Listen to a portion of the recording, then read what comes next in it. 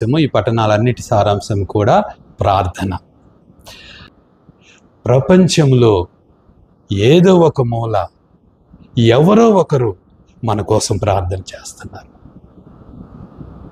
అది మన కుటుంబస్తులు కావచ్చు, తల్లిదండ్రులు కావచ్చు, బంధుమిత్రులు కావచ్చు, తోబుట్టువులు కావచ్చు, మన కోసము ప్రార్థన చేస్తున్నారు. లేకపోతే ఒక గురువే ప్రతిరోజు తాను సమర్పించేటువంటి దివ్య బలి పూజలో మనందరి పాప పరిహారం కోసము ప్రార్థన చేస్తుండొచ్చు. జపమాల జపించేటప్పుడు మరియ తల్లి కోరుకున్నట్లు ప్రతి ఒక్కరు కూడా ప్రపంచ పాప క్షమాపణ కోసము ప్రార్థన చేస్తూ ఉండొచ్చు. వారి ప్రార్థనల ఫలితమే ఈ రోజున మనము దేవుడు నిజంగా శిక్షిస్తాడా?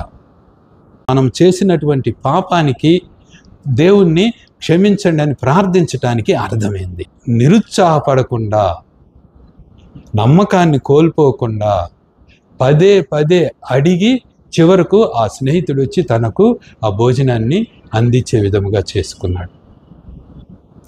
కేవలము ప్రార్థన వలన ఆ నిరుత్సాహం లేకుండా, విశ్వాసాన్ని కోల్పోకుండా, నమ్మకాన్ని కోల్పోకుండా, ఆశను కోల్పోకుండా దేవుని యందు నమ్మకంతో ప్రార్థన చేస్తూనే ఉండాలి.